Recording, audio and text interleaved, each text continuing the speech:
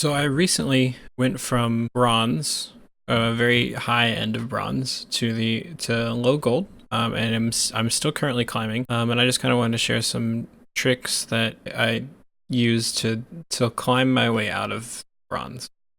Now the first thing is, of course, communication is very important, but I noticed that in bronze games, a lot of them ended when somebody started flaming their teammates, right? Once somebody starts flaming their teammates, the game is lost. So I think it's very important that no matter how angry you get in a game, just don't flame your teammates. And now this, of course, won't apply when you have teammates who are flaming you, but let's imagine that if everybody in bronze had an equal possibility of flaming or an equal chance of flaming, but you decided not to, well, then there's a 5/6 chance or whatever.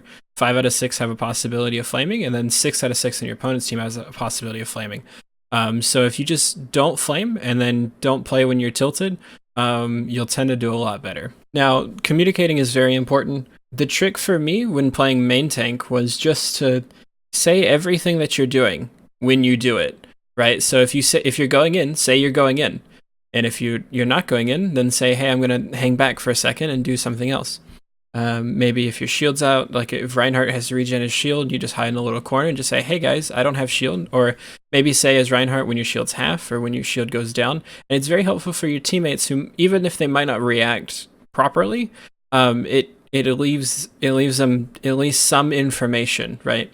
Which is usually in some cases you'll have a lot more information than your opponents will, right? So if let's just imagine, because your goal here is just to have as much impact on the game as you possibly can. So let's imagine that it's a Rein versus Rein matchup. You're at least saying when your shield is going down, when your shield is half, and when you have to stop and regen, and then you tell them when you're going in. If their Reinhardt is not doing it, you have just increased your chances to win by a margin, because then your teammates, even if they react slowly, have a lot more time to react than when they just see the shield come down. Also, do your part to stop trickling. In bronze, there is a lot of trickling. And now, if you don't know what trickling is, it's the concept where you don't group up and have a 6v6 team fight, right? You may be missing 1 or 2 people or even 3 people I've seen, and you'll just go start walking in and engaging in a fight, and so your opponents will have 6 people, maybe they're hanging out on the payload or they've already capped the point, and then you already start a fight before your whole team has respawned. Now it's the same concept before as communication.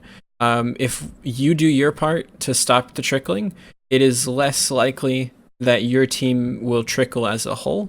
Especially, it's also good to communicate and just say, hey, group up, guys. We have, you guys are trickling. Let's stay back. Let's fight as a team and get a 6v6 going. Get that conversation started pretty early. On the second team fight, say, hey, let's wait. Because usually every time the first team fight is just everybody's already starting and it's a 6v6 fight. And I've noticed in a lot of bronze games, whoever wins that fight is much more likely to win the game overall, because they just won't lose the point in a King of the Hill, or the defending team in a 2CP won't group up, or on a payload it's the same concept. They just, like, all 6 attackers are on the point, and then all of the defenders just come in one at a time. So do your part by waiting for your teammates, right?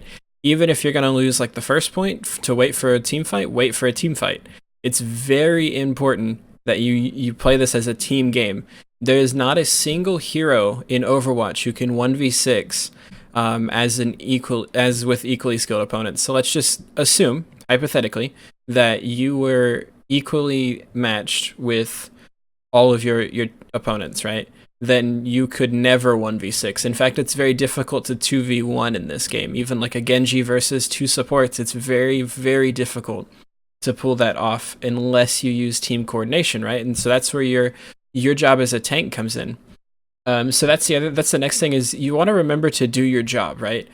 As a tank's job, your job is to make and maintain space. The way you make space is literally by holding W, especially in bronze, right? So playing very aggressively and not reserved, even if you're going to die and even if you think there's no healings and there's no damage from your DPS, you have to do your job and make space for them, right? I saw so many times where I would be playing my off tank and then the main tank would come in and start flaming his teammates for not getting frags, right? So he had in his mindset that you had to get a pick before you could even get to the point where you were winning a team fight, right? And so he thought the only way to win a team fight was to get a pick and then win the 6v5, which it does work, but it doesn't happen every time. So your job as the main tank is to create enough room for your DPS to be able to secure that first pick, right? And then once you secure the pick, then you snowball in the same way you have before. So just like look over your replays and realize just a lot of tanks play very passively, and that's what's holding you back from climbing at least up to silver and possibly all the way through gold, right? All you have to do is go in there, hold W, hold mouse 1, especially as Reinhardt. Orisa is a little more difficult to do this. I would really recommend playing Reinhardt in bronze, but if you really enjoy Orisa as your other main tank, I wouldn't pick any of the other main tanks. In fact, I only think we have Winston and we have Sigma. Their playstyle is so difficult and kind of complicated and requires some teamwork. I would play with characters that don't require a lot of teamwork. So Orisa is really good at holding space, and Reinhardt's really good at making space. I see them misplayed a lot, especially at the lower ranks and in bronze, and it's very difficult to maintain space with Reinhardt, right? Especially after his nerf where he only has 1600 shield. So your job is to balance your shield versus your health in general. So, and I'll have to go, I'm not going to go into a ton of detail on exactly how to play these characters, but just remember that your job is to make space. So your job is to stay alive as long as you can, even if you're not getting healed. This is very important. Don't flame your teammates, don't flame your healers because they weren't healing you or weren't healing you enough. More than likely, they were healing you a lot. You just took a lot of damage because everybody focused you because you were the only one moving in. These are okay. These are mistakes you can watch yourself from a replay. So it's also very important, I think, to watch your replays as a main tank, but don't watch them from your perspective. Watch them from your healer's perspective, right? Not only does this show you exactly how much you're getting healed, and how much you can possibly expect to get healed. So let's imagine you had a Moria on your team and she was holding right click the entire time, throwing purple balls, right? So you know that, hey, I'm not going to get healed a bunch if there's a Moria on our team, or don't expect to get healed as much because this is a playstyle that happens in bronze, and then adapt to that, play a little bit more passively. But again, as I said before, you want to play as aggressively as possible. Now, if you've applied all these tips and you're still struggling, right? The first thing you want to do is pick one hero, right? And I would very much suggest play Ryan or Orisa. Those are heroes that are good on almost every single map and almost every single game mode that you play, right? I played Ryan. Ryan got me straight to gold. Like I just started playing with him and I just started learning all his timings. But just pick one of these heroes. Don't play both. Just pick one. That's all it takes, right? So if you let's imagine you picked Ryan, right? And you said, okay, I'm gonna play Reinhardt. Learn how to play this hero, right? Watch a video, watch a VOD review of somebody who's played this hero, and then play the crap out of this one hero. Now, you might think that sounds boring, but Reinhardt has so many complex components to him that it's difficult to understand, especially if you're in bronze. No matter how many hours you have, you probably don't fully understand the inner workings of Reinhardt. So watch a couple of videos, watch a VOD review of Reinhardt, and then just play him just like the way the VOD review said. And then if you go back and watch your own replays, look at where you died, look at how you could have done better, and then improve from there. And if you do that, it's very easy to improve and to get out of bronze. And let me just wrap this video up.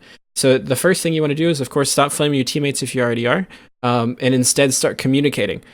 What I like to do is play with a completely open mic, and just say everything that I'm doing. Like I'm saying I'm pushing up, or I'm shooting so-and-so, or I'm swinging at so-and-so, and just say everything that you're doing. Also, do your part to stop trickling. It's very important to group up as a team fight, and then usually you'll have the team who groups up the best will often have the advantage in lower rank games. Also, do your job. Remember to create space and not to flame your teammates for not getting picks because you were unable to create space. One thing that you could also do is when you look at your replays, look at from the perspective of your teammates, not just your supports, like I mentioned earlier, but also the DPS, right? Imagine you were in the DPS's shoes. Think about how they could get a pick with how much space you've created for them, right? And then if they don't get picks because they're in bronze and they have bad aim, well, that's okay. You want to give your teammates the most opportunities to get picks. That's the important part here, is you want to give your teammates the most opportunities. All you have to do to get out of bronze is a positive win rate, right? So that's 51%, and you'll eventually get out of bronze, theoretically, right? And if you're doing well, you'll get out even faster because of the way the MMR system works when you're under plat. So that's all for today. This is the first in my series on how to get out of certain ranks. Hopefully by the time I get through with all of bronze, I'll be out of gold and into platinum. I'm still currently climbing, just from applying some of my own tips and learning as I go. So if you did like watching this video and you want to see more, don't forget to subscribe. You can also watch me on Twitch as I play Overwatch, and then I also play quite a few other games if you wanted to watch me there. So anyhow, thanks for watching, and I'll see you in the next video.